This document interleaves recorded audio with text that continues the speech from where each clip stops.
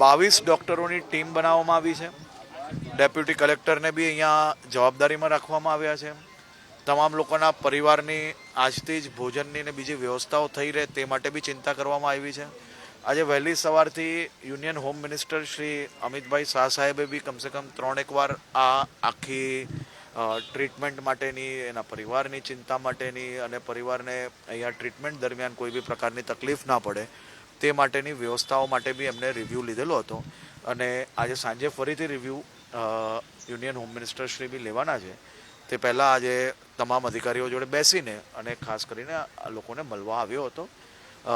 સંપૂર્ણ જે કોઈ નાના મોટા ઇસ્યુઝ હતા જેના કારણે ટાઇફોઇડમાં સંપડાયેલા છે એને ઉપર બી મહાનગરપાલિકા દ્વારા તાત્કાલિક પગલાં ભરીને કામગીરી પૂર્ણ કરવામાં આવી છે. ઝડપથી તમામ લોકો ફરી સાજા થાય તે માટેની વ્યવસ્થાઓ કરી રહ્યા છે.